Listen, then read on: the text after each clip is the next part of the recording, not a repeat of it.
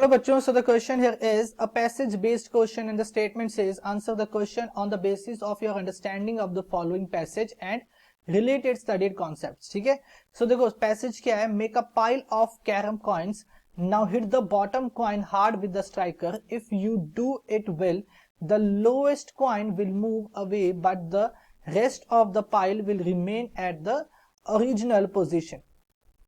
ठीक है, the lowest coin moves because the force exerted by the striker on it. However, the rest of the pile remain at the same place due to inertia of rest. As the lowest coin move very fast, any force exerted by it on the coin above it for a very short time which is not able to move the upper coin of the horizontal direction. ठीक है, तो देखो passage में statement में क्या पूछ रहा है क्वेश्चन में, the lowest coin move because of force exerted by the, देखो हमने पढ़ा था कि हमें अभी पैसेज में पढ़ा कि जो लोएस्ट कॉइन था वो मूव क्यों किया था, क्योंकि उसके ऊपर स्ट्राइकर ने फोर्स लगाया था. ठीक है, तो कॉन्सेप्ट यहां पे हम यूज करेंगे इंपल्स का.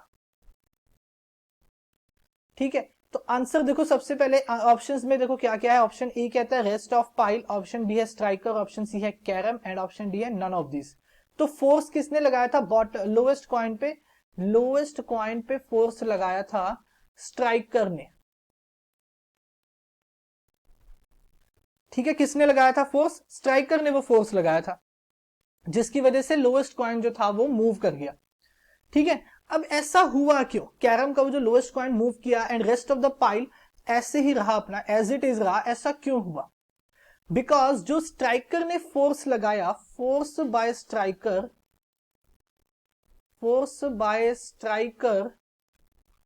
was for a very short interval, was for a short interval. ठीक है, मतलब कि उसका इंपल्स बहुत ज्यादा था, इस फोर्स का क्या था, इंपल्स वाज हाई, इंपल्स क्या था, हाई था, इंपल्स वाज हाई. ठीक है, जिसकी वजह से सिर्फ स्ट्राइकर मूव हुआ, रेस्ट ऑफ द जो लोएस्ट कॉइन था वही मूव हुआ, रेस्ट ऑफ द पाइल वो एज इट इज रहा. ठीक है, तो ये आंसर होगा, तो ऑप्शन क्या होगा, ऑप्शन बी हमारा सही होगा, that is striker. So I hope you understand it well. Thank you.